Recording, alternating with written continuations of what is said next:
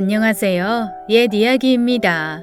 옛 이야기 채널은 사연 읽어주는 남녀 채널에서 지금은 삭제되어 들을 수 없는 21년도에 들려드린 사연 중 베스트 사연만 뽑아서 다시 들려드리는 채널입니다. 구독과 좋아요 부탁드리며 그럼 오늘의 사연 바로 소개해드리겠습니다. 안녕하세요. 저는 강서구에 살고 있는 50대 후반의 약사입니다. 1년 반 전 갑작스럽게 교통사고를 당해 일을 쉬게 되었고 회복하는 동안 사연 채널을 듣다가 얼마 전 이 채널을 알게 되었어요. 사연을 듣고 울고 웃으며 많은 생각을 하게 되더군요. 그리고 언젠가 누군가에게 꼭 한 번은 하고 싶었을 이야기를 저도 풀어보려 합니다. 저는 약사이자 장성한 남매의 엄마, 한 남자의 아내입니다. 지금은 다친 몸을 회복하며 늦은 나이에 공무원 공부를 시작한 큰딸의 뒷바라지를 조금씩 하고 있어요. 늘 성실한 큰아이는 대학 졸업 이후 취업에 한 번도 성공한 적이 없습니다. 경기가 어려워진 이유도 있겠지만 그래도 매번 결과가 좋지 않았죠. 서류 심사부터 탈락을 하니 아이의 마음고생이 이만저만이 아니었어요. 수십 군데 지원을 해봐도 붙는 곳은 없었습니다.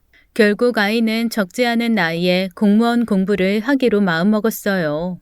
힘든 공부를 시작한 아이에게 저는 아침마다 도시락을 싸줍니다. 건강도 많이 회복되었고 싸주는 것도 크게 힘들지 않지만 딸이 너무 면목없어 해서 마음이 쓰입니다. 오늘도 제가 잠시 화장실에 간 사이 무거운 가방을 메고 조용히 도시락을 들고 나가네요. 베란다에서 밖을 내다보니 다 큰 딸아이의 뒷모습이 참 작아 보입니다. 마음 굳게 먹고 최선을 다하면 하늘도 세상도 그 노력을 알아줄 거라 생각하며 아이에게 소리 없는 응원을 보냅니다.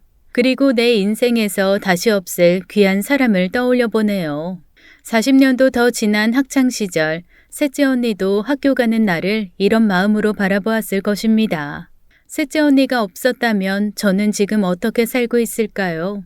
태어날 때부터 환영받지 못했던 저를 유일하게 감싸주고 아껴주던 언니의 마음도 이랬을까요? 저는 일남 4녀 중 막내딸로 태어났습니다. 부모님은 서울 변두리 지역 시장 입구에서 건어물 장사를 하셨어요. 장사가 곧잘되어 집안 형편은 나쁘지 않았지만 부모님은 딸들에게 돈을 쓰고 싶어 하지 않으셨습니다. 집안의 돈은 한 살 위의 오빠에게만 흘러갔죠. 철마다 좋은 옷에 고기 반찬, 값비싼 장난감과 책가방, 학용품, 무엇이든 오빠만 최고급을 갖고 왕자님처럼 대접받으며 크는 것을 저는 지켜봐야만 했어요. 학교에 입학할 무렵 저는 연필 하나, 공책 한 권 제대로 된 것이 없었죠. 어쩌다 오빠 방 문지방을 서성거리기라도 하면 불호령이 떨어졌습니다. 어딜 기웃거려? 오빠 방에 들어가지 말랬지. 얼씬도 하지 마라. 나 공책 한 권만 주면 안 돼요? 저기 저렇게 많은데. 기집애가 무슨 공부야, 공부는. 주제, 어휴, 거추장스러운 것들. 밥만 축내는 쓰잘데기 없는 것들. 시장 일에 바쁜 부모님을 대신해 오빠와 나를 돌봐주는 것은 셋째 언니 종숙 언니의 몫이었죠. 언니는 나와 함께 집안의 구박덩어리이자 온갖 굳은 일을 도맡아 하는 사람이었습니다. 아버지가 특히 종숙 언니를 미워했어요. 태어날 때부터 부모를 속였다는 게 그 이유였어요.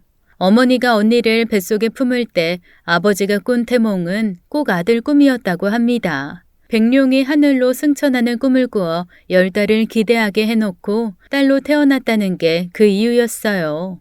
게다가 언니가 태어난 이후로 어머니에게 아이가 잘 들어서지 않는 것도 다 언니가 자식운을 끊어놓았기 때문이라며 탓했습니다. 언니가 9살 되던 해에 오빠가 태어났지만 그래도 구박은 끊이지 않았어요. 저건 태어날 때부터 속이 시커맸어. 지가 아들도 아니면서 태몽이 그게 뭐야? 우리 태광이한테 칼복을 지가 가로채려고 뱃속에서부터 용을 쓰니 그렇지. 저 얼굴에 욕심 덕지덕지 붙은 것 좀 봐. 너 태광이한테 한평생 은혜 갚으면서 살아야 돼. 그러니 정성껏 돌봐. 알았어? 우리 아들 인생에 흠집 나면 다 욕심 사나운 너 때문인 줄 알아. 욕심이 덕지덕지 붙었다는 종숙 언니의 얼굴은 내 눈에 하나도 미워 보이지 않았습니다. 하얀 피부에 쌍꺼풀 없이 큰 눈, 고든 코에 도톰한 입술까지 매일 밤 부엌 옆 골방에서 마주보고 자던 어린 언니의 얼굴은 시간이 지나도 생생합니다. 막내딸인 저는 부모님에게 굴러다니는 먼지보다도 못한 존재였어요. 오빠보다 꼭 한 해 뒤에 태어난 저는 오빠의 분유를 빼앗아 먹으려 태어난 쓸모없는 아이 취급을 당했죠. 그나마 부모님이 시장에 가게 보러 가시면 숨통이 트였습니다. 건어물 장사로 바쁜 부모님 대신 셋째 언니가 우리를 주로 돌봐주었기 때문이죠. 부모님이 안 계실 때 언니는 오빠와 나를 번갈아 가며 업어주었지만 부모님이 계실 때는 대광 오빠만 돌봐야 했습니다. 그래도 제게는 셋째 언니가 세상 유일한 버팀목이었어요. 오빠가 심술이 나서 저를 눕혀 때리기라도 하면 말리다가 대신 맞아주기도 하고 오빠에게만 허락된 반찬을 아무도 몰래 제게 주기도 했으니까요. 터울이 많이 지는 큰언니는 기숙사가 있는 회사로 돈을 벌러 나갔고 둘째 언니는 밖으로만 나돌며 좀처럼 집에 오려고 하지 않았습니다. 집안에서 저를 아끼는 사람은 오직 셋째 언니뿐이었어요. 그렇게 서로를 의지해 살아가던 언니와 저에게 시련이 닥쳤습니다. 어느 해 봄 5살인 오빠가 고작 12살인 셋째 언니의 등에 매달려 내려오지를 않았어요. 언니는 저녁 준비를 해야 해서 어쩔 수 없이 오빠를 등에 매단 채 장독대에 올라가 된장을 퍼서 계단을 내려오기 시작했습니다. 그런데 제가 계단을 뛰어오르면서 부딪히게 되었고 셋은 한꺼번에 계단을 구른 것입니다. 우리 셋은 모두 다쳤어요. 언니가 바닥에 제일 먼저 떨어지며 머리를 계단에 부딪혔고 오빠는 언니를 쿠션 삼아 떨어졌지만 이마 어디가 찢어졌는지 피가 얼굴에 흘렀습니다. 저는 어깨가 죽도록 아파 엉엉 울기 시작했죠. 그때 부모님이 집에 들어오셨고 얼굴에 피가 흐르는 오빠를 안고 나가 택시를 잡아타고 병원으로 가셨습니다. 당연히 셋째 언니와 저의 안부는 묻지도 않았죠. 아이고 머리야. 연수가 어디 다쳤어? 다친 거야? 언니, 나 어깨가 너무 아파. 얼른 엎혀. 그러나 저를 업은 셋째 언니는 똑바로 서지 못하고 휘청거렸습니다. 머리가 어지럽다며 제대로 걷지 못한 것이었어요. 그렇지만 아파서 오는 저를 억지로 들쳐업고 동네 용하다는 한의원으로 달려갔습니다. 어렸던 저는 분명히 기억해요. 나를 업고 중심을 잡지 못해 갈짓자로 걷던 언니를.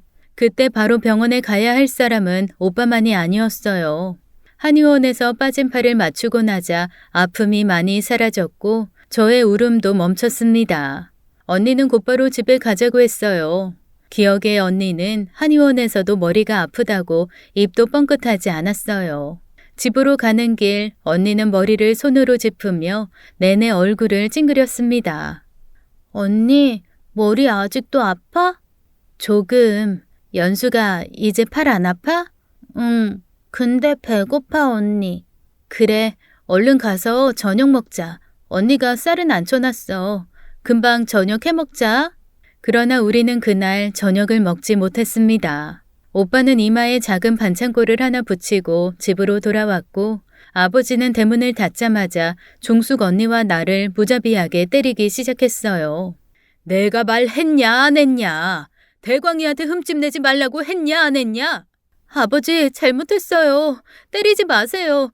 잘못했어요. 쓰잘데기 없는 것들 거두느라 쎄빠지게 일하는 것도 기가 막힐 노릇인데 니들이 우리 대광이 얼굴에 흠집을 내? 밥 먹을 자격도 없어. 앞으로 굶어 이 밥벌어지들아. 언니는 사정없이 날아드는 매질에서 저를 보호하려고 애썼습니다. 어린 저를 품 안에 안고 그 모진 매를 다 맞아냈어요. 그날 이후 이틀간 셋째 언니는 고열에 시달렸습니다. 때는 늦가을 차디찬 골방에 얇은 이불 하나 깔고 누워 언니는 내내 앓았어요. 오빠는 따뜻한 안방 아랫목에서 벌써 두꺼운 솜니불을 덮고 잠을 잤지만 언니와 나는 냉기 도는 방에서 변변한 이불 하나 없이 그 아프고 외로운 날들을 보내야 했습니다. 참 많이도 무서웠어요. 언니가 죽으면 어떻게 하나 잠도 제대로 못 자고 고사리 손으로 언니를 간호했지만 어디 그게 간호가 되었을까요? 다행히 3일 만에 언니의 열은 내렸지만 기력이 쇠한 언니는 사나흘은 더 일어나지 못했습니다. 그리고 나서 언니는 겨우 몸을 추스르고 일어났지만 이상한 일이 벌어졌어요. 종종 쓰러져 발작을 일으키는 일이 잦았어요. 입에서는 흰 거품이 나왔고 점차 그 좋아하던 학교도 빠지게 되는 날이 많았습니다. 언젠가 엄마가 언니만 데리고 하루 종일 집을 비운 날 큰 병원에 다녀왔다는 것을 알게 되었죠. 언니는 평생 약을 먹지 않으면 집에서건 밖에서건 쓰러져 발작을 하는 나쁜 병에 걸리게 된 것입니다. 부모님도 쉬쉬하고 언니도 말을 하지 않아 나는 언니의 병명이 무엇인지 고등학생 때까지 알 수 없었어요. 병원약이 효과가 있는지 언니는 한동안 쓰러지지 않았고 발작도 하지 않았어요. 언니는 간신히 학교를 다니며 묵묵히 집안일을 하고 나와 오빠를 돌보았습니다. 시장 일은 날로 바빠져서 부모님은 가게에서 거의 살다시피 했어요. 커가는 오빠는 점점 폭력적으로 변해갔고 망나니 짓을 감당하는 것은 오로지 우리 둘뿐이었습니다. 많은 것들 누리면서도 오빠는 공부에 마음을 붙이지 못했어요. 성적표에 양가만 수두룩했죠. 그러나 오빠와 달리 저는 제법 공부를 잘해 시험만 봤다 하면 전교 5손가락 안에 들었습니다. 그마저도 제가 오빠의 시험운을 빼앗았다며 부모님은 구박하기 바빴어요. 교복을 입게 되면서부터 오빠는 여자 문제부터 시작해서 각종 불량한 짓을 다 하고 다녀 동네에는 늘 안 좋은 소문들이 돌았습니다. 물건을 훔치고 사람을 때려 툭하면 집안을 쑥대밭으로 만들어 놓았습니다. 하루는 오빠가 집안 경대며 문갑을 뒤지는 것을 보았어요. 오빠, 뭐 하는 거야? 저리 가. 너는 신경 꺼. 이거 우리 집 집문서 아니야? 이걸 왜 꺼내는데? 이 손 안 놔? 감히 오빠한테 이래라 저래라 해. 몽둥이 맛 좀 볼래? 결국 화가 난 오빠가 저를 때리기 시작했습니다. 제 비명소리를 듣고 셋째 언니가 불쑥 안으로 들어왔어요. 저 대신 오빠의 거친 손에 뺨을 맞은 날 고막이 터져버렸죠. 병원에 다녀온 언니를 붙들고 저는 울고불며 매달렸습니다. 언니, 우리 집 나가자. 나가서 우리 둘이 살자. 어디서 살아도 밥만 굶지 않으면 돼. 내가 돈 벌어서 공부할게. 지금 당장 공부가 무슨 소용이야. 이게 사는 거야? 세상이 다 원망스러워. 아버지, 어머니, 오빠 다 악마 같아. 다 포기하고 집을 나가자는 제게 언니가 말했습니다. 아니, 너 공부 마칠 때까지 집 못 떠나. 마음 굳게 먹어. 사람은 몰라줘도 하늘은 알아준다. 우리 연숙이 이렇게 착하고 예쁜 거 내가 알고 하늘이 알고 세상이 알아. 너는 반드시 크게 될 아이야. 지금 실컷 울고 툭툭 털어. 언닌 아무래도 상관없어. 공부 포기할 생각은 꿈에도 하지 말어. 공부 포기할 생각은 하지도 말라는 언니의 표정은 비장해 보였습니다. 그런 언니에게 보답이라도 하듯 저는 더 독하게 공부했어요. 보는 시험마다 만점을 받아오고 훌륭한 성적표를 가져오면 언니는 더없이 기뻐했고 좋아했어요. 그 모습을 보는 것이 제가 공부를 하는 가장 큰 이유였죠. 시간이 흘러 언니는 작은 회사에 취직해 유니폼을 입고 출근을 하기 시작했어요. 그때부터 제 도시락 반찬이 달라지기 시작했죠. 언니는 점심으로 늘 도시락을 챙겨갔는데 그전까지는 늘 멸치에 김치였던 제 도시락 반찬이 때깔이 달라진 것입니다. 언니가 해주었던 북어채 무침은 정말 맛있었어요. 아직도 기억이 생생합니다. 동도 트지 않은 새벽, 냉기 도는 부엌, 싱크대 앞에 서서 유니폼을 입고 고춧가루와 참기름을 듬뿍 넣어 북어채를 무치던 언니의 뒷모습을, 그때 언니는 월급도 다 부모님에게 빼앗겼지만 제 도시락 반찬만큼은 부모님의 눈을 피해 정성 들여 싸주려 노력했어요. 어묵볶음, 분홍 소시지, 김치 대신 단무지 무침. 가끔 어머니가 눈치를 채고 도시락을 엎어버리면 화가 나서 그냥 집을 나서는 제게 언니는 자신의 도시락을 억지로 쥐어주고는 회사로 뛰어가곤 했습니다. 그렇게 시간이 흘러 저는 중학교 3학년이 되었습니다.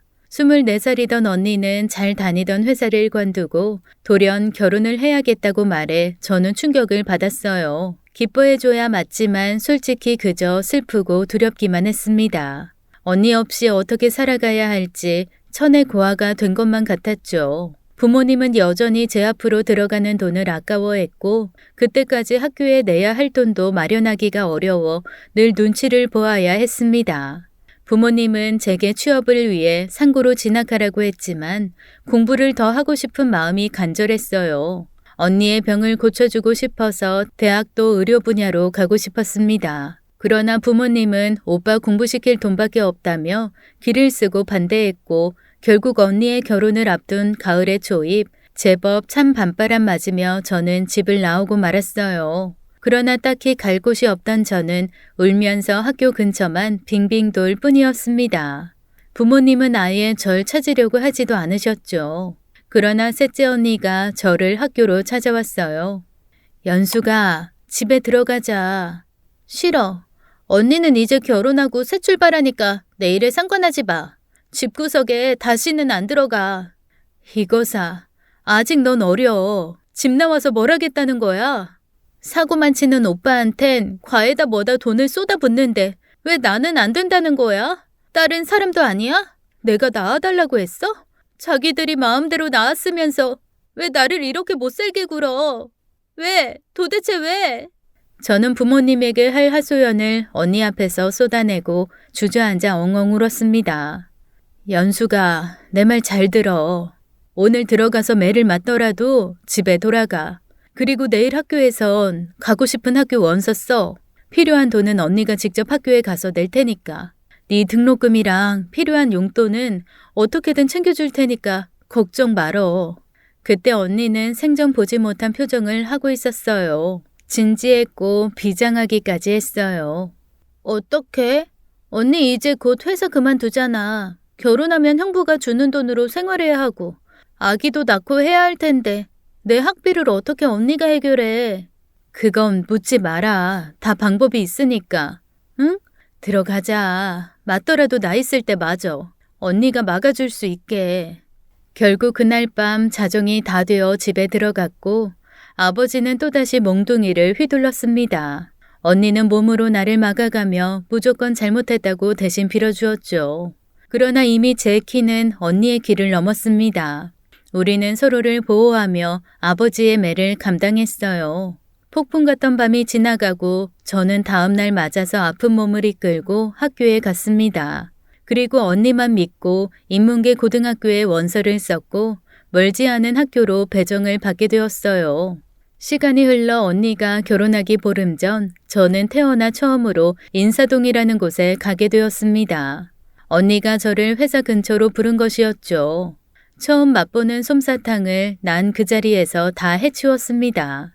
중국집에 가서 짜장면과 탕수육을 원 없이 먹기도 했어요. 이렇게 마음 편히 나들이를 할 수 있다는 게 믿기지가 않았습니다. 함께 먹고 가본 곳은 언니가 저를 위해 준비한 선물과도 같았어요. 곧 언니가 시집가는 날이 다가왔습니다. 나를 위해 마지막 도시락을 싸서 머리맡에 놓고 새벽 일찍 집을 나선 것 같았어요. 집안 어디서도 언니를 찾아볼 수 없었죠. 저는 닭똥 같은 눈물을 뚝뚝 흘리며 도시락을 열어보았어요. 소시지를 구워주고 계란 후라이도 정성스럽게 부쳐 밥 위에 얹어주었습니다. 김치도 볶아 싸주고 직접 구운 김까지 은박지에 정성스레 싸져 있었습니다. 그리고 짧은 편지가 있었어요. 사랑하는 막내야, 서로를 마음에 깊이 담아두고 있으면 영원한 이별은 없단다. 장독대에서 굴러 아버지에게 맞고 병이 났던 날 작은 네가 걱정스러운 눈으로 날 바라봤지? 그날 밤을 잊지 못한다. 저도 다쳤으면서 어린 게 가엾기도 했지만 나를 생각하는 너의 마음이 느껴져서 나는 힘을 낼 수 있었어. 예쁜 우리 막내, 하늘이 너를 알아줄 거야. 아주 잘 살 거야. 공부 열심히 해서 꼭 원하는 대학에 입학해. 언니를 꼭 믿거라. 사랑하는 셋째 언니가. 그날 저는 도시락을 먹지 못했습니다. 눈물이 뺨을 흘러내려 이불을 적셨어요. 언니의 사랑과 간절함이 담긴 편지를 저는 읽고 또 읽었죠. 함도 받지 않고 성대한 결혼식도 없이 언니는 짐가방 하나 들고 집을 떠났습니다.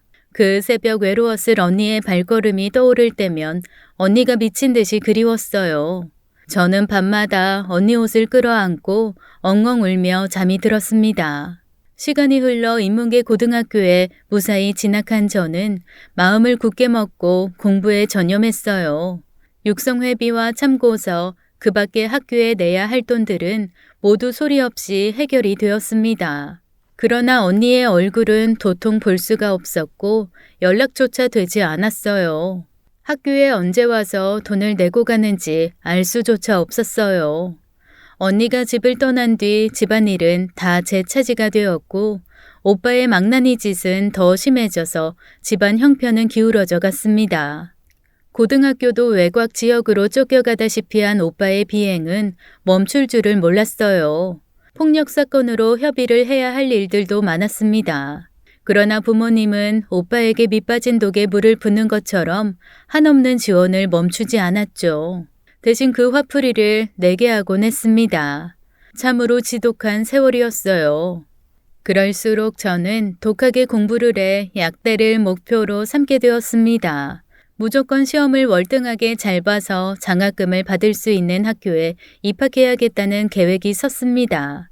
그리고 그때쯤 알게 되었어요. 시도 때도 없이 쓰러지고 발작을 일으키는 언니의 병이 어떤 것인지. 장독대 계단에서 굴러 떨어진 날 열이 그렇게 나기 전에 병원에 가면 어떻게 되었을까요?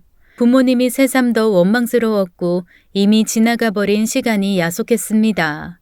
저는 아픈 마음을 추스르며 다짐했어요. 어떻게든 성공해서 언니를 돕고 살겠다는 마음이 강하게 들었습니다. 그렇게 고3이 되었고 2학기 중간고사를 앞둔 어느 날 늦게까지 학교에서 공부를 하고 집에 돌아가는데 눈앞에 참혹한 광경이 펼쳐졌습니다. 집 전체가 새빨간 불에 집어삼켜져 활활 불타고 있었던 거예요. 더는 해줄 돈이 없다는 부모님의 말에 화가 난 오빠가 집에 불을 지른 것이었어요. 오빠는 미친 사람처럼 팬티바람으로 대로변을 정신없이 뛰어다니다 경찰에 붙잡혔습니다. 황망하고 어찌해야 할지 알 수 없었어요. 입고 있는 교복과 메고 있는 가방 외에는 아무것도 그 집에서 갖고 나올 수 없었습니다. 결국 부모님과 저는 거기에서 뜬 눈으로 밤을 지새웠고 간신히 마음을 추스르고 학교로 갔습니다. 그날 오후 언니가 학교로 찾아왔어요. 거의 3년 만에 만난 언니였습니다. 결혼에 잘 사는 줄 알았더니 아닌 것 같았어요. 언니는 나이보다 훨씬 더 늙어 보였습니다. 연수가 가게방에서는 공부 못해. 언니와 함께 지내자, 응? 형부가 허락할까? 내가 다 이야기해놨어. 어서 가자. 언니한텐 미안했지만 별다른 방법이 없었던 저는 1시간이 넘게 버스를 타고 언니를 따라갔어요. 높은 담벼락에 2층 집이 가지런히 늘어선 동네였습니다. 언니는 골목에서 가장 큰 대문과 높은 담이 있는 집으로 저를 데리고 갔죠. 대문 안으로 들어서니 넓은 정원 한가운데 커다란 2층 양옥집이 보였습니다. 그런데 언니는 집 안으로 들어가지 않고 집 옆에 계단을 내려갔어요. 반지하 단칸방이 언니의 집이었습니다. 냉장고도 없었고 방은 창문도 없이 볼품이 없었어요. 마치 감옥 같았죠. 언니, 설마 여기서 지내?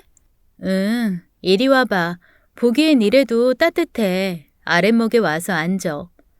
형부는? 그게 이상한 게 한두 가지가 아니었어요. 알고 보니 언니는 그곳에서 지내며 본체에 병들고 괴팍한 노인의 시중을 들고 있었습니다. 결혼을 하러 간 게 아니라 병자의 시중을 들기 위해 간 것이었어요. 기가 막혔죠. 결혼하는 거 아니었어? 이런 일 하러 떠난 거였어? 힘들긴 해도 월급 많이 줘. 그 돈으로 너 공부도 시킬 수 있고 나쁘지 않아. 잠만 여기서 자는 거고 밥도 위에서 좋은 반찬에 잘 먹고 지내. 솔직히 말하지. 왜 결혼한다고 했어? 난 그것도 모르고. 네가 더 가슴 아파할까 봐 말 못했어. 미안해. 우리는 부둥켜 안고 한참을 울었습니다. 결국 나는 그곳에서 지내게 되었고 언니는 다시 제 도시락을 싸주기 시작했어요. 집이 있던 흑석동에서 은평구 신사동 여고까지 통학이 만만치 않았지만 그쯤은 참고 견딜 수 있었습니다. 간혹 언니가 밤을 새워 주인 어른의 시중을 들고 새벽에 방에 돌아오는 날은 괜히 심란하여 학교 가는 발걸음이 무거웠어요. 그러나 언니의 말대로 하늘도 제 노력을 알아주었는지 곧 닥친 중간고사 1등을 하고 고3 그해 치른 시험도 모두 훌륭한 성적으로 치렀습니다. 결국 본고사에서도 좋은 점수를 얻어 저는 원하던 약대에 장학금을 받고 진학할 수 있었어요. 합격의 기쁨도 잠시 우리는 다시 헤어져야 했습니다. 언니는 제게 학교 앞에서 지내며 편하게 공부하라고 했고 방까지 얻어주었어요. 그러나 마냥 철없이 좋아할 수만은 없었습니다. 이곳 지하방에는 결국 건어물 가게마저 접게 된 엄마 아빠, 아직도 정신을 차리지 못한 오빠가 들어오게 된 것입니다. 저는 하늘이 원망스럽고 억울해 가슴을 쳤어요. 언니가 할 고생이 눈앞에 그려졌어요. 게다가 언니는 그때 임신을 하고 있었습니다. 괴팍한 주인 어른의 시중을 들다 그 사람의 아이까지 임신하게 된 것입니다. 그러나 인연이 거기까지였는지 언니는 아이를 낳자마자 그 집에서 쫓겨났어요. 아기를 뱃속에 품은 언니는 스스로 먹어야 할 약을 끊었고 결국 쓰러져 발작을 하는 병이 도진 것입니다. 저는 그때 언니를 유명한 병원에 데려가 다시 진단받고 치료받게 해주었어요. 제 자취방에 언니를 데려다 놓고 시간이 되는 대로 간호를 했습니다. 그럴 수 있어 얼마나 좋았는지 몰라요. 하지만 언니는 제가 학교에 가면 갓난아기의 사진을 보며 울다가 지쳐 잠들곤 했습니다. 마음의 상처가 깊은 건 당연한 일이었어요. 그 이후 망나니 짓을 어김없이 이어가던 오빠는 이상한 게임장을 하나 내고는 돈을 벌기 시작했습니다. 사업장의 불법성 여부는 알 수가 없었지만 느낌상 옳은 일은 아니라는 생각이 들었어요. 초고속으로 돈을 벌더니 아파트를 얻어 이사를 하고 부모님을 모시겠다고 하며 언니를 불러냈습니다. 돈을 줄 테니 이제는 연로하신 부모님을 셋째 언니더러 모시라는 것이었어요. 저는 말렸지만 언니는 기어코 가겠다고 했습니다. 왜 다시 그 지옥 속으로 들어가는데 딸이라고 태어날 때부터 재수없는 것들이라고 우리를 망치려던 사람들이잖아. 그게 가족이야? 부모라고 할 수 있어? 모르는 거 아니야. 근데 왜? 나 졸업하고 취직할 때까지 얼마 안 남았어.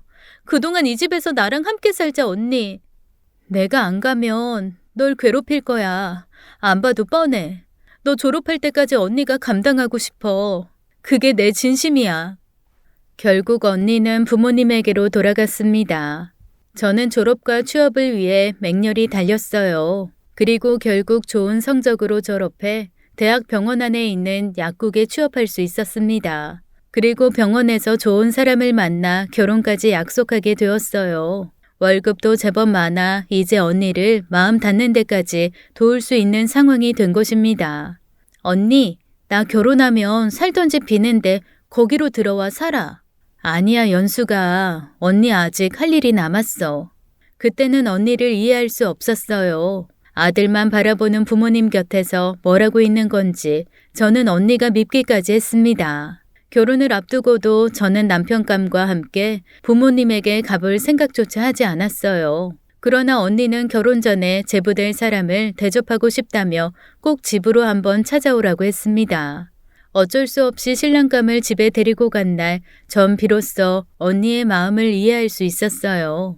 제 남편 될 사람을 대접하기 위해 언니가 차린 상은 임금님이 받았다는 수라상도 부럽지 않을 만큼 정성스러웠습니다. 숟가락을 들기도 전에 눈물이 왈칵 쏟아졌습니다. 오빠보다 먼저 결혼하는 것이 못마땅해 그날 부모님의 표정은 좋지 않았지만 상관없었어요. 세상에서 제일 사랑하는 언니가 그 사람들보다 몇 배의 몫을 다 하고 있었으니까요. 오빠는 사업한다는 핑계로 집에 들어와 보지도 않는 모양이었습니다. 그리고 얼마 지나지 않아 병원으로 찾아온 언니는 깜짝 놀랄 만한 돈을 내게 쥐어주었어요. 저는 한사코 그 돈을 받으려 하지 않았지만 언니는 완강했습니다. 이 돈으로 혼수를 마련하고 집과는 인연을 끊고 자신도 볼 생각을 말라고 당부했어요. 연수가, 이제 우리는 잊어라. 부모도 있고 나도 잊어. 다 네게 짐이 될 뿐이야. 그게 무슨 말이야, 언니? 내 결혼식에 안 올 거야? 아기 낳으면 안 볼 거야? 말이 되는 소리래. 아니야, 연수가. 그래야 돼. 그게 맞아. 됐어. 이제 오빠랑 부모님이랑 살만하다고 내 신경은 쓰기 싫다는 거야? 결혼식 앞두고 내 마음을 이렇게 아프게 해야겠어? 결혼식 안 오기만 해봐. 나 평생 언니 안 볼 거야. 너무 속상하고 서운한 마음에 저는 언니가 제 손에 쥐어주려던 봉투도 받지 않았습니다. 그리고 결혼식 전날 가족들은 살던 집에서 갑자기 사라졌어요. 알고 보니 불법 도박 사업으로 경찰에 수배된 오빠를 숨겨주려고 야반도주를 한 것이었습니다. 언니는 자신마저 오빠와 부모를 저버리면 그 짐이 제게 넘어올 것을 생각해 함께 간 듯 했어요. 위에 두 언니들은 이미 연을 끊은 지 몇십 년이 지난 후였습니다. 결혼하던 날 아무도 오지 않은 혼주석에 저는 언니를 위해 맞춘 고운 한복을 올려두었습니다. 그 뒤로 3년간 저는 가족의 소식을 듣지 못했어요. 나중에 알게 된 것은 오빠가 결국 교도소에 가게 되었다는 것과 부모님이 교도소가 있는 지방에 새빵을 얻어가서 옥바라지를 한다는 것이었습니다. 언니는 돈을 벌기 위해 지방 요양원에 들어가 일을 하며 숙식을 해결하는 모양이었어요. 언니를 찾아야겠다고 생각하던 그때 아버지가 쓰러져 의식을 잃고 있다는 연락을 받았습니다. 손쓸 틈도 없이 아버지는 세상과 이별했고 어머니 역시 곧바로 아버지를 따라 나섰어요. 오빠는 걸려있는 죄목이 많아 감옥살이를 꽤 오래 해야 했습니다. 이제 옥바라지 할 사람은 아무도 없었고 그 누구도 오빠를 들여다보려 하지 않았어요. 평생 죄를 짓고 산 대가였어요. 셋째 언니와 나는 아버지의 장례식장에서 재회할 수 있었습니다.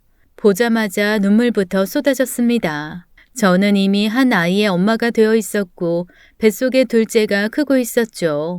언니는 전보다 얼굴이 좋아 보였어요. 요양원의 일이 잘 맞는다고 했습니다. 그리고 언니의 곁에 인품 좋은 형부가 있었어요. 하늘이 이제야 언니에게 복을 내리는구나 싶어 저는 한결 마음이 놓이고 기뻤습니다. 고추며 호박이며 깻잎이며 언니가 보내주는 먹을거리들로 행복을 느낀 것도 잠시 어느 날 저는 청천벽력 같은 소식을 듣게 되었어요. 새벽 언니가 밭에 나가다 쓰러져 그대로 하늘나라로 갔다는 것입니다. 저는 황망한 마음 가눌 길 없어 언니의 장례를 어떻게 치렀는지 아직도 잘 기억하지 못합니다. 다시 아이로 돌아간 것처럼 언니의 영정사진 앞에서 엉엉 운 기억밖에는 없어요. 장례를 마친 뒤 얼마 되지 않아 형부로부터 연락이 왔습니다. 언니의 유품을 가져가는 게 어떻겠냐는 얘기였어요. 저는 그 다음날 바로 차를 몰고 내려갔습니다. 갔더니 형부는 손때 묻은 앨범 하나와 낡은 상자를 함께 내밀었어요. 앨범을 펼치는 순간 눈물이 앞을 가려 멈추지 않았습니다. 제 어렸을 적 사진과 딱 한 번 함께 놀러 갔던 인사동에서 찍은 사진, 내가 언니에게 주었던 편지들, 그리고 언니가 그토록 보고 싶어한 딸의 사진이 가지런히 꽂혀 있었어요. 그 위로 눈물이 후두둑 떨어졌습니다. 낡은 상자 안에는 언니의 일기장이 들어있었죠. 학교도 제대로 마치지 못했지만 편지도 글도 참 잘 쓰던 언니였습니다. 펼쳐보다 저는 이 구절을 보고 오열할 수밖에 없었어요. 그날 이후 나는 큰 병을 얻었지만 막내 연수기가 있어 살아갈 힘을 얻었다. 그 한 권에는 우리의 어렵던 시절 함께 나누었던 마음이 고스란히 담겨져 있었습니다. 그리고 언니가 간호사가 되고 싶어 했다는 것도 처음 알게 되었어요. 한참을 앨범과 일기를 들여다보다 겨우 진정하고 떠나려는 제게 형부가 다가왔습니다. 그리고 언니가 모아두었던 돈과 부부가 함께 농사를 지어 말린 콩과 수수, 감자 등을 챙겨주었어요. 저는 그것을 트렁크에 실지 않고 비어있는 조수석 의자에 올려놓고 출발했습니다. 마치 은은하게 미소 짓는 언니가 옆에 앉아있는 것 같았어요. 그런 언니를 더는 볼 수 없다는 사실을 비로소 실감하게 되면서 마음이 도려내듯 아파왔습니다. 결국 저는 운전을 멈추고 비포장도로 차를 세운 후 펑펑 울 수밖에 없었어요. 셋째 언니가 없었다면 전 어떻게 되었을까요? 신이 대신하지 못한 일을 하기 위해 엄마가 있다는 말을 들었습니다.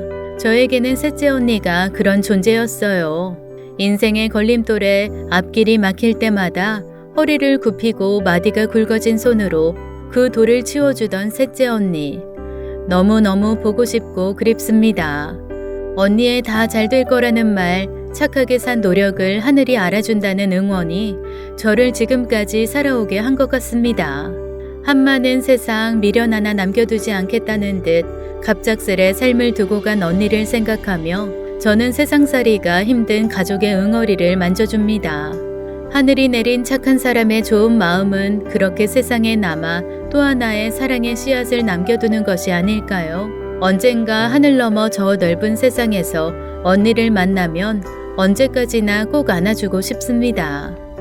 담아놓았던 이야기를 풀어내니 후련하네요. 부디 언니가 하늘나라에서는 누구보다 행복하고 편하게 지내기를 바랍니다. 언니, 언제가 될지 모르겠지만 하늘나라에서 만나면 우리 헤어지지 말자. 그때는 내가 언니의 언니 할게. 이승에서 부어준 사랑 내가 다 돌려줄게. 지금까지 옛 이야기였습니다. 끝까지 함께 해주신 여러분 감사드리며 저희는 다음 사연으로 돌아올게요. 감사합니다.